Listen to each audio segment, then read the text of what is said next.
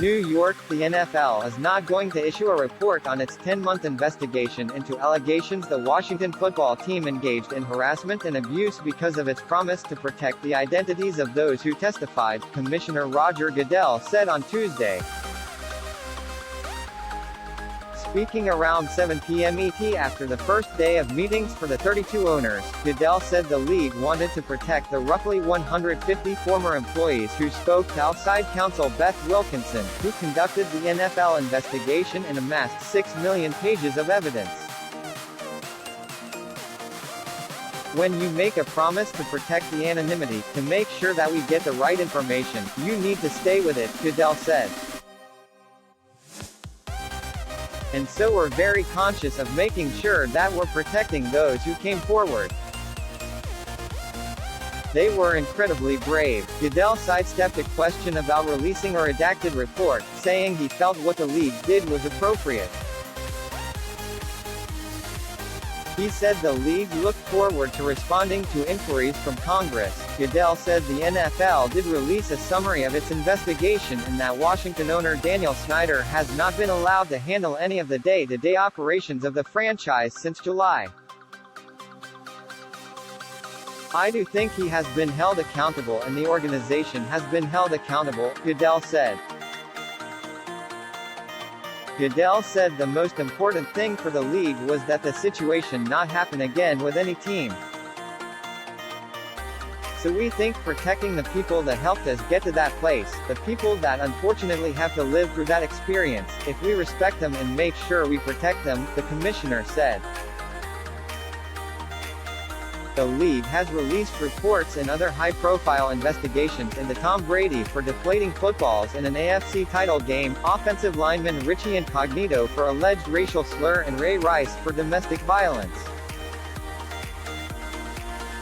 Earlier in the day, members of the NFL's Social Justice Working Group and the owners were given a copy of a letter by 2 former employees of the Washington football team asking them to make a report public.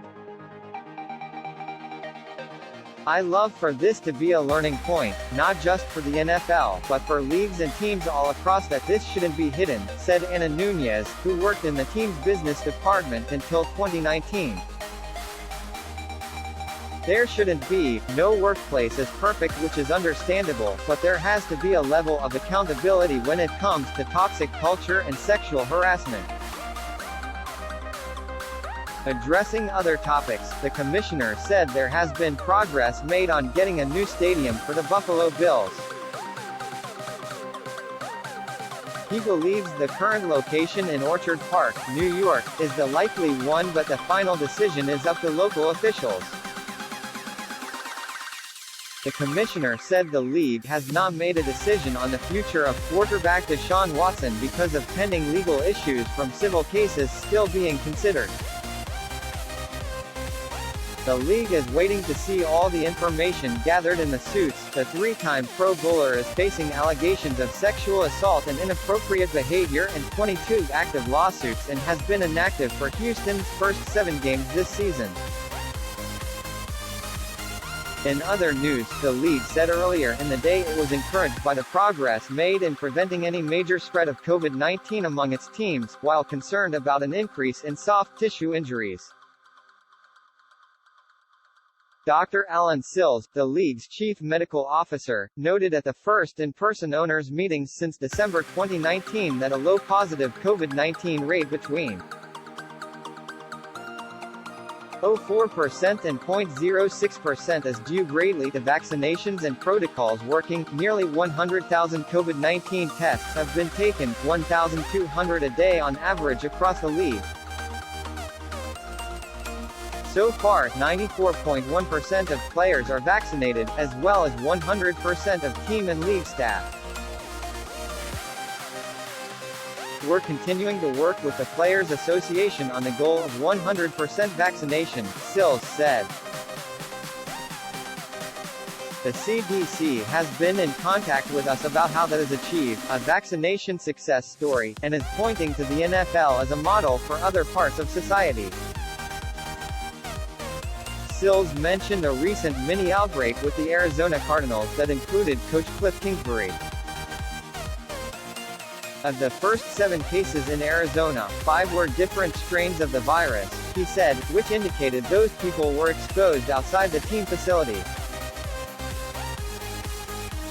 Definitely the impact of vaccinations, we're not seeing the clustering or uncontrolled spread of the virus.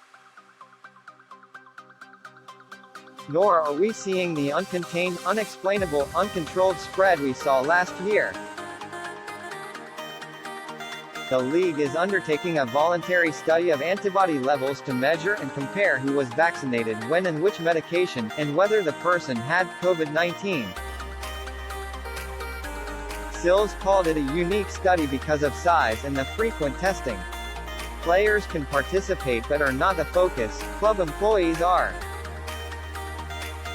In the meantime, Bills co-owner Terry Pegula was required to leave the league's first in-person meeting in 641 days for precautionary reasons after being deemed to have had close contact to a person who tested positive for COVID-19 at his daughter's wedding over the weekend, as first reported by the Buffalo News earlier in the day. Members of the Pegula family, including co-owner and team president Kim Pegula, are not experiencing any symptoms. As for the soft tissue injuries, hamstring, groin, calf, et al., the numbers are up to a 5-year high even though the overall amount of preseason injuries went down. Of course 30 teams played only 3 preseason games, down from 4 in previous years.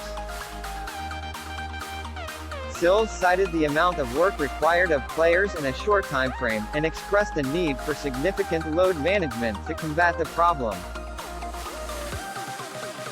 There's a lot to unpack there and we will have more to say about this, I think, as we approach the combine in late winter, he said. This year, such injuries were particularly noteworthy. The 2022 combine will be in Indianapolis, but the 2023 event will be put up for bidding, with Dallas, Los Angeles and Indianapolis interested.